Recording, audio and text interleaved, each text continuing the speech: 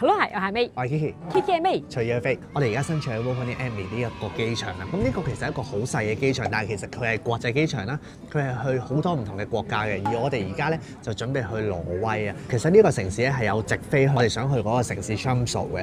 咁但係佢咧係非常之早，係朝頭早8:3嘅飛機。咁所以我哋咧係有少少取捨之下，又覺得我哋今次住嘅酒店有少少貴咧，我哋想食埋個早餐，而且有多少時間喺聖誕老人村啦。咁所以咧我哋就冇搭到嗰程，而選擇咗搭呢一程嘅轉機嘅，咁就搭1個鐘頭20分鐘咧去 Helsinki 啦，咁然後再喺 Helsinki 再去 Tromsø 就係大概2個鐘頭嘅，咁 total 咧計埋轉機時間就大概5個鐘，雖然用多咗差唔多4個鐘時間啦，咁但係我覺得係值得嘅。我哋等陣都會喺 Helsinki 個機場度行下，咁然後呢一個機場咧就冇乜特別嘅。佢嘅免稅區係非常之細，都係得手信店，係冇名牌行嘅。好，咁事不宜遲，希望呢班機咧冇 delay 啊！如果唔係之後個轉機都唔知點算，但係好似 delay 咗少少。暫時已經 delay 咗20分鐘。希望一切順利啦！咁我哋即刻展開我哋今集嘅行程啦！中意嘅話一定記得 CLS comment 同 share 3部曲，記得訂閱我哋 YouTube channel 喺埋鐘仔搶先睇。出發！ Tomorrow I'll be in the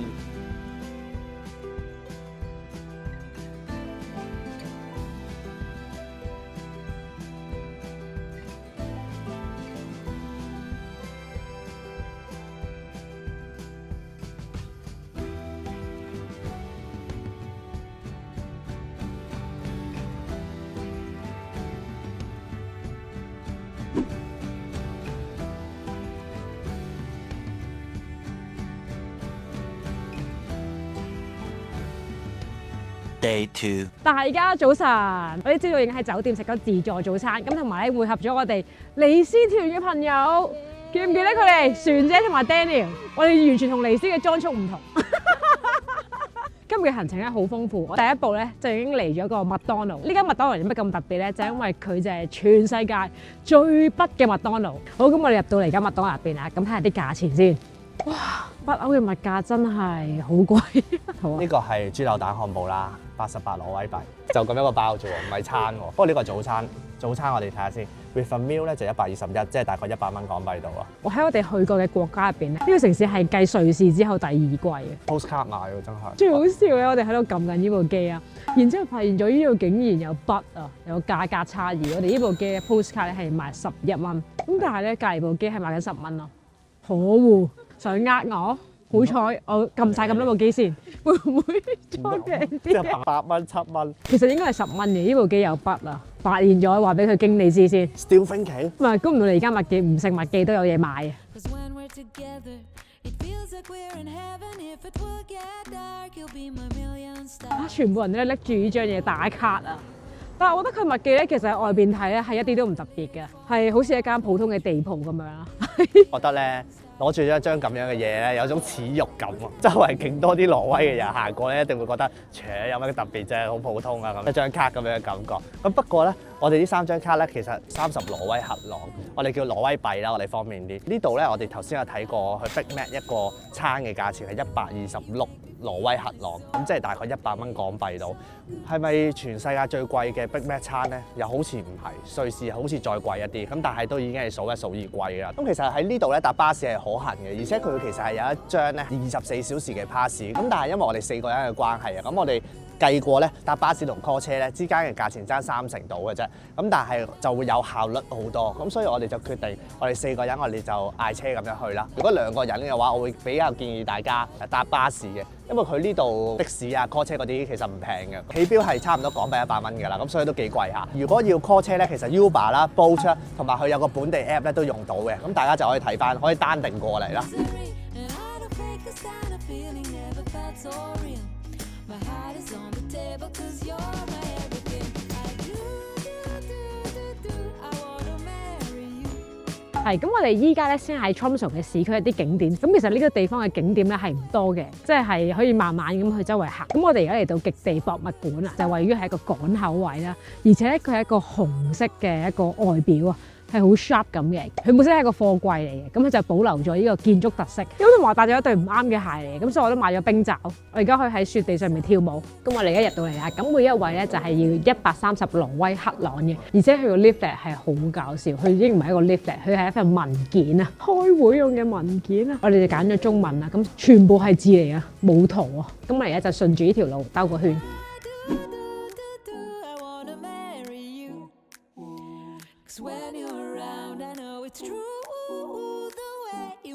好，咁我哋好快咧就已經參觀完呢個博物館啦。咁入邊咧唔大嘅，所以預留嘅時間大概45分鐘到咯。咁同埋佢嗰本資料咧真係好詳盡。入邊主要咧就睇翻幾位特別出名嘅極地探險家。我自己覺得最大開眼界嘅部分咧就係見到好多1:1嘅北極動物模型。咁佢哋真係做得好似樣，佢啲北極熊、北極狐狸、海象，仲有海豹等等咧都做得好真嘅。好多嘅動物皮草喺入邊，仲會見到好多人類探險嘅歷史啊，好似真係親歷其中咁。同埋呢度都會講翻以前喺度生活嘅人咧點樣去生存啊，點樣捕獵，點樣保暖。咁 Tromsø 呢個地方咧係有唔少極地探險家咧都會喺度招兵買馬嘅。以前喺探險北極嚟講咧都好出名嘅一個地方嚟嘅。我哋嚟挪威第一個城市就揀咗 Tromsø，咁佢就位於北極圈入邊嘅，所以好多景點或者係嗰啲歷史咧都係同北極圈有關嘅。而呢度咧其實一年咧有唔同嘅天文現象，好似我哋而家呢一個期間咧就係睇北極光嘅時候，咁佢亦都有極夜同埋極晝嘅。極夜即係太陽每日出，全日都係夜晚；而極晝就係冇夜晚，全日都係日頭。不過呢個城市咧比較細一啲嘅，啲景點咧大概1日之內就行得晒啦。咁我哋而家嘅日照時間都係好短嘅啫。今日咧係由朝頭早嘅8點半去到晏晝嘅3點20分啊，大概7個鐘度啦。咁而家嘅溫度咧係-9度啊！但係對比起芬蘭嚟講，呢度真係冇咁凍啊。譬如芬蘭我隻手一定要戴手套，但係呢度唔戴手套都可以接受到少少啦。但係真係唔算係刺骨嗰種凍咯。頭先行完博物館啦，咁我哋就揾咗間超級市場入邊睇下呢度啲物價係點樣。我覺得真係好誇張。我覺得特別係呢啲啤酒啊，30幾蚊一罐，啲汽水咧就20蚊一罐啦。逢12罐1664咧，即係358挪威克朗咁，好貴啊！黐線㗎。英國通常超級市場嘅物價咧，如果1664 15罐就14-15磅咯，即係1磅一罐咯。咁但係呢度係3磅一罐，英國仲要係大罐，呢度係細罐。呢度嘅物價係貴過英國2-3倍，特別可能啲酒啊，我唔知道佢哋係咪有啲特別嘅酒稅咯。我哋上網再 search 下，因為我覺得有啲不合理地貴。呢度仲有啲鹿肉嘅火腿。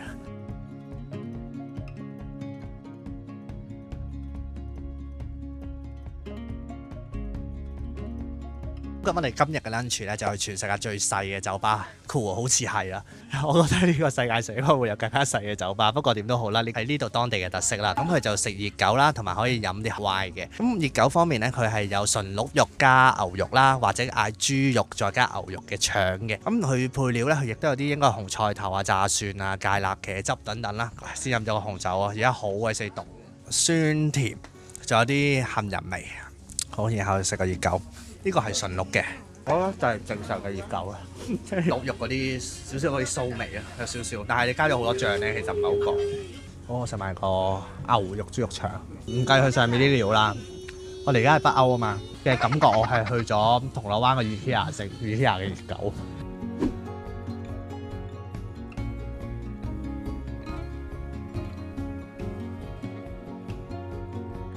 過到嚟 Tromsø 最大嘅景點就係搭纜車上山頂睇景啦。呢程車咧10分鐘就到，140蚊挪威克朗。咁因為我哋而家已經差唔多1點鐘啦，咁而呢度咧3點20分咧就會日落，到時候就會見到佢哋最出名嘅 Blue Hour。我哋而家即刻買纜車飛先。呢部纜車飛好貴，來回595蚊。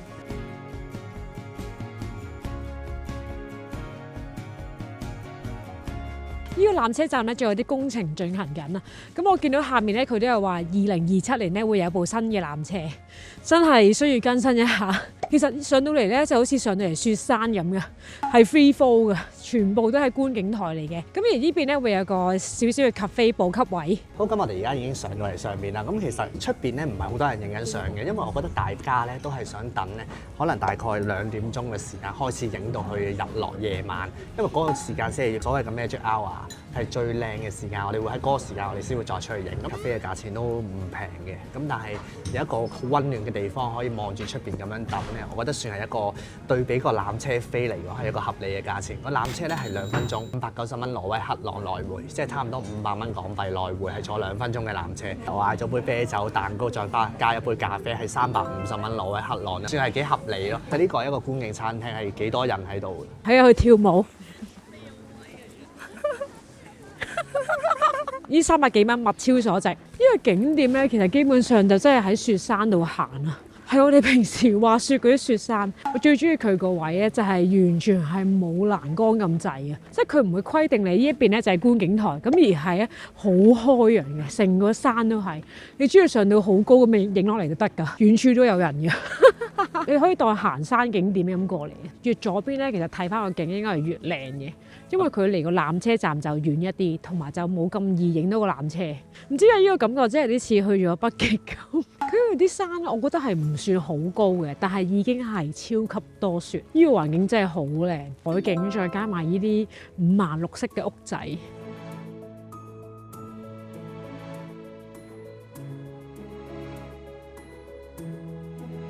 我哋都忍唔住行咗上雪山啊！咁大概10分鐘到啊，有一支旗杆喺度啊。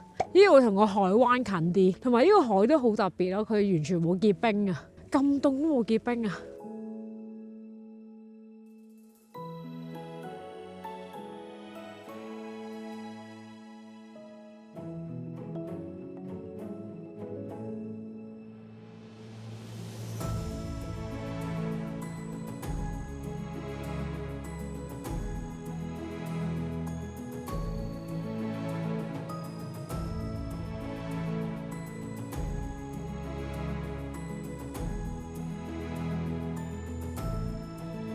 咁我哋其實已經啱啱喺纜車站落到嚟啦。咁大家見唔見到而家個天咧，其實都仲係未黑嘅。我覺得佢呢度係幾特別嘅，因為佢係3點20幾分咧日落，但係其實我哋而家已經4點40幾分嘅啦。但係你會見到佢呢個 blue hour 係好長，你到而家其實你都會見到係未黑晒嘅，同埋上面個景色係非常靚嘅，好代表到呢一個城市真係一個好靚嘅夜景，好有特色㗎啦。真係唔使咁早上去啊，可能大概2點半上去啊，然後再留到可能大概5點鐘咁樣會係最好咯。我哋落到嚟嘅時候係開晒燈嘅時候，其實都真係好靚嘅，過到嚟真係唔好錯過。而家身邊咧其實就已經係呢度嘅教堂，亦都係另外一個悉尼場嘅景點啦。嚟親 Cholmsford 咧，一定會去山頂同埋呢一個景點嘅，同埋佢係一個非常之現代嘅教堂啦。佢唔係我哋平時我哋歐洲見到好古式嘅教堂，係一個三角形嘅教堂，好靚。其實正面影係唔係最靚，反而係落到去下邊條橋嗰度影翻上嚟係會再靚一啲。我哋過去啊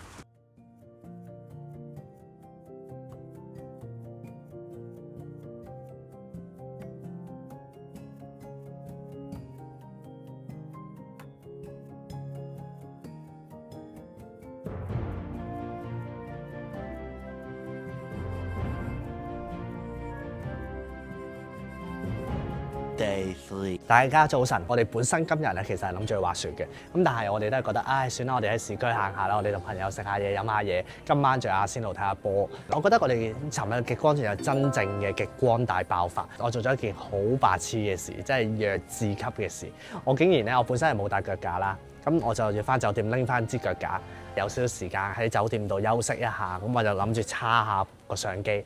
跟住我唔記得咗拎翻部相機出去，咁所以咧我哋等陣我哋睇到嘅相啊、片啊嗰啲全部都係 iPhone 影出嚟嘅，咁但係我都不得不佩服 iPhone 咧，真係好靚。我係有拎到腳架影嘅，不過嗰啲極光，我係一個好大嘅腳架，但係就擺一部咁細嘅 iPhone 咯，我就覺得其實成件事係好搞笑咯。咁但係 iPhone 咧，如果用腳架嘅話咧，佢嗰個快門咧可以較30秒嘅，咁所以其實係好穩陣同埋好光，而且可以用0.5咁樣影。其實用 iPhone 咧，如果係極光大爆發嘅時期咧，其實都係可以影到一個好靚嘅極光。大家可以睇下呢一啲相。我咁樣講唔啱啦，但係我覺得係媲美相機嘅，即係佢係好清啦，即係佢影出嚟係好靚嘅。佢嗰度真係好光，係光到咧係肉眼都睇到嘅。甚至乎去到大概11點嘅時候，我哋係攤喺個雪度望上個天空，望上個天空，你會望到佢啲極光咧係好似喺度跳緊舞咁，喺度浮下浮下、彈下彈下，然後好明顯睇到佢哋啲喐動移動嘅。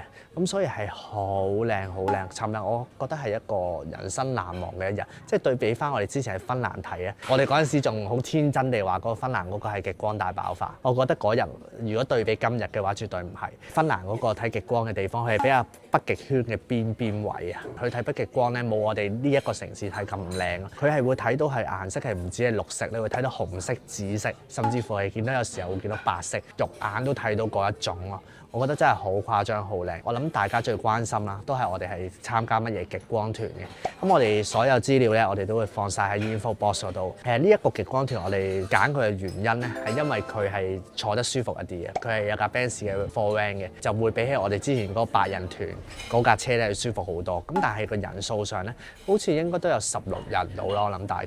咁同埋佢有分開2架車嘅，咁但係2架車去嘅地方係唔同。嗰位導遊咧，其實就只係去咗一個地方啫，冇周圍去到好深入、好遠或者揾啲唔同嘅景色，佢就淨係 stay 一個位。但係我會明點解佢咁做咯，因為其實我哋只要去到一個比較偏、比較北同埋冇光害嘅地方，其實已經係好靚。同埋如果你走咗去其他地方咧，反而你有機會喺架巴士度錯過一啲極光嘅景色。而我所知，另外嗰架車咧，佢就不斷去唔同嘅地方嘅。而我哋呢架咧就淨係 stay 喺一個地方，已經影得好靚。咁同埋咧，佢隨團咧嗰位導遊小姐其實都係一個攝影師嚟嘅，佢都係有幫我哋影下相啊，有影下極光相。咁我而家呢一刻咧，我就仲未收到啲相嘅。出片呢一刻，即係我哋剪片呢一刻，其實應該已經收到㗎啦。佢就用專業嘅相機影嘅，當然會同我用手機影係會有啲差距啦。咁大家參加呢個團咧，佢都會有翻相俾大家，而且係冇額外嘅收錢嘅。我感覺到呢位導遊咧，其實幾有心機影嘅，因為其實個天氣幾凍嘅，係-12度度啦。我哋影嘅時候，我都會感覺隻手完全僵硬嘅。咁但係佢咧係基本上長時間都喺晒出邊嘅。我哋有時候可能見到啲極光好似弱咗，我哋會稍微入架車入邊就回一回暖之後先再行翻出去。咁但係佢咧就唔係，一路幾乎都喺出邊喺度望。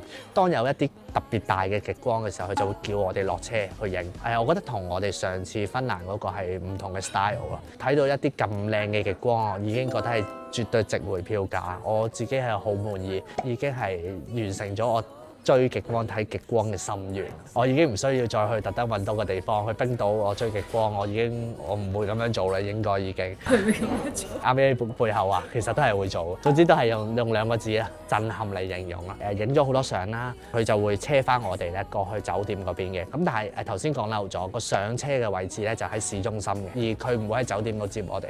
個價錢就係1300蚊港幣一位嘅，就比起芬蘭嗰個係貴300蚊。佢寫咧係就係包5個鐘。計埋交通真係大概5個鐘度，即係影咗4個鐘頭。因為佢揸車去嗰個地方，其實半個鐘頭已經到咗啦。同埋佢嘅服務都幾貼心嘅，佢有3謝，亦都有熱朱古力飲。佢係去到影到一半嘅時候，突然間，有熱朱古力飲啦。跟住個熱朱古力係好好飲嘅。我哋 Husky 都有飲熱朱古力㗎嘛。嗰一杯咧幾淡下嘅，咁但係呢一杯係極濃郁嘅。當下飲住熱朱古力，望住個天空喺度跳舞，係啊幾開心。我朋友話齋啊，我哋可以 share 同一個 moment。Day 4. 香港見，呢個係咪 ending？差唔多。你想去睇南極嘅？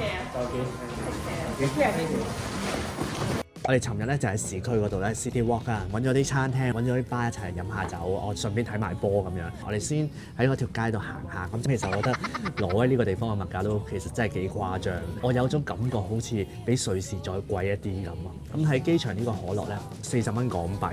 但係呢度有一種薯片好食，就係呢一包啊！我哋有一晚試完之後忍唔住，即係買翻包走嗰陣食啊！佢幾隻味都好好食嘅。係咁，我哋 City Walk 嘅時候都行得幾開心嘅，即係我哋行咗啲家私鋪啊、二手店，價錢上都係比較貴啲。可能我哋已經比日本平時嘅物價，即係會覺得二手衫唔應該咁貴嘅，咁樣有呢種嘅感覺啦。咁但係City Walk 嘅成個感覺係幾好啊。咁然後我哋行完之後，我哋就去嗰間啤酒廠嘅氣氛都好正，好舊式、好懷舊咁樣嘅。可能以前睇嗰啲劇集咧，就係好似啲水手去飲酒嘅地方咁樣嘅感覺，係木嘅建築。咁啲啤酒我覺得唔錯啦，咁但係就未去到好好飲嗰種啦。咁但係個氣氛上搭夠啦。之後咧到全日嘅重點啦，就係我哋食咗餐勁好食嘅晚餐啦。咁嗰間咧專門係食挪威菜嘅，咁其實係一間類似小酒館啦，佢有2層，咁而啲台都唔大嘅，我諗4-5個人已經係最盡嘅啦。晚餐嘅 main dish 嘅選擇係唔多嘅，咁佢有羊，有2款魚，有純鹿肉同埋 mussel 嘅。咁我哋就嗌咗其中4款 share 嚟食嘅，即係嗰啲氣氛係好舒服嗰種，同埋入邊係好溫暖嘅。喺挪威同芬蘭去過最熱嘅餐廳，係真係要剝衫嗰一種熱咯。我想短袖衫食添啊，甚至乎小餐館亦都會即係有好多唔同嘅酒類可以嗌嘅。咁最驚豔咗我哋咧就係佢嘅主菜，雖然佢選擇唔多，但係每一款嘅味道都好好食。純鹿肉都係北歐嘅一個名物啦，我哋由芬蘭食到嚟挪威，呢一間嘅鹿肉煮得特別好食，佢真係煮得好腍，嗰個鹿嘅騷味咧係冇咁出嘅，佢啲醬汁都好好味，成個口感係好軟熟。之後我哋嗌咗兩款魚，咁但係嗰兩款魚咧個質感係完全唔同嘅，有一款咧好似煙燻過，好香，但係好滑，好好味嘅。咁另外一款咧即係相對冇乜味嘅，佢略略煎過咁樣嘅啫，咁但係都係好新鮮嘅魚。咁之後 mussel 咧，我哋之前有試過喺比利時食啦，亦都有喺南法食過嘅。咁 mussel 嘅話，我覺得佢呢度嘅 mussel係比得上我哋之前喺比利時食嘅嗰個味道，係好好味嘅，忌廉羅拿汁嚟嘅，每一件 mussel都係幾大件嘅，係個肉好明顯嘅。咁然後一路食嘅時候連埋薯條咁樣食咧，我覺得係非常好啊！係一路點汁，我甚至乎嗰隻汁咧，我係想飲添，係真係咁筆嚟飲。配菜都係好好食，不論係嗰啲紅菜頭啊、嗰啲沙律啊，咁呢一間我覺得係絕對值得食嘅。同埋呢一間可以網上預約嘅，佢個位置就喺市中心，我覺得係好方便。其實大家就會不斷行嗰條街嘅啫。如果過到嚟呢邊，真係唔大呢個城市。佢就喺嗰個圖書館對面。呢餐飯咧大概係港幣2000蚊落樓，咁我哋開咗支白酒，4個人一致都覺得係好好食，同埋都係正常物價啦，即係晚餐嚟講。突然啦，咁我哋就去咗一間酒吧嗰度睇波，咁好不幸地阿仙奴今場係和波嘅，唔知道我哋出片嘅時候，我會確認咗阿仙奴會攞到冠軍啦，定係有繼續亞軍呢？我真係唔知道係點樣。而家其實我哋已經第3日嘅朝頭早啦，咁我哋就過到嚟機場，啱啱其實已經 check in 晒啊，搞晒所有嘢，寄晒行李㗎啦。呢個 Tromsø 咧係我覺得係好值得過嚟嘅城市，好多活動可以玩到嘅。即係我哋雖然今次啦，其實淨係 join 咗極光團啦，咁但係其實有 Husky 啦。有馴鹿啦，亦都有冰釣啊、獨木舟啊、出去釣魚啊，其實好多呢一類型嘅活動係好適合遊客嘅。同埋因為有啲活動我哋喺芬蘭已經玩咗，咁所以我覺得我哋嚟到呢度咧就唔需要再重新再玩一次。Tromsø俾我嘅感覺咧就係一個港口嘅小城鎮，佢成個市中心圍住個港口嘅夜景係真係好靚。呢度經歷咗我覺得人生都兩個都好靚嘅場景，就係去睇佢嘅夜景，佢個 blue hour，佢嗰種藍色係真係依度先可以帶俾到我睇到喎。嗰北極圈嘅藍色。第二樣絕對係極光，哇！實在靚到我真係我到而家合埋對眼，我都會幻想到嗰個情形係幾咁靚嘅。今次我哋住喺呢度3晚咧，我覺得真係極度滿足，人生難忘，可以咁樣講。如果大家頂得順嗰種凍嘅話，就可以嚟睇啊！真係呢一度咧個溫度上冇我哋芬蘭咁凍，暖翻少少啦，即係暖幾度，明顯地暖好多。因為我哋會除手套影相啊、拍嘢，咁你會好明顯感受到嗰個溫暖嗰幾度，其實個差別好大啊。同埋因為芬蘭咧，其實你睇佢啲樹就知啦，佢係全部變晒做樹冰，即係好凍嘅天氣。但係呢邊呢啲樹其實佢仲未變成完全樹冰，同埋我覺得佢呢度山唔係好高，但係又變咗雪山，感覺上好似好靚咁啊！係就要着行山鞋，即係要防線嘅鞋；一係就要買冰罩，因為佢地下其實幾多冰，係真係冰，係好跣，即係嗰啲黑冰。咁同埋我哋今次嘅酒店咧，我哋住喺機場附近一間叫做 Moss 嘅，咁嗰一間酒店咧就係萬豪集團旗下嘅。咁但係我覺得住落去咧就一間正常嘅酒店啦，商務酒店咁樣嘅感覺啦，就都唔錯嘅。我哋就唔特別做 room tour，大家可以睇下我哋拍呢啲片啊。咁好平常嘅一間酒店，我覺得個位置上，因為始終小城鎮咧，其實你住邊一間酒店，只係喺呢個城市入邊咧，其實你去邊都係巴士都好方便。咁我哋包埋個自助早餐嘅，咁自助早餐都係正常嘅西式早餐啦，上大概2400蚊一晚。以佢啲物價嚟講，佢個早餐算係幾抵。我哋尋日其實我哋好多時候都係搭巴士，因為唔使趕時間啊嘛，都幾密下嘅巴士，即係唔需要好似日本要等1個鐘啊咁，唔係嗰種，佢可能10零20分鐘就有一班可以去到市中心。咁我哋今集咧就去到呢度，我哋下一站 Bergen 見。中意呢集嘅話，一定記得 CLS Come Like 同 Share 3部曲，記得訂閱我哋 YouTube channel，喺埋鐘仔搶先睇。下集再見啦，拜拜。 I'll jump in those puddles every single day. Try to steal my joy, I'll just give it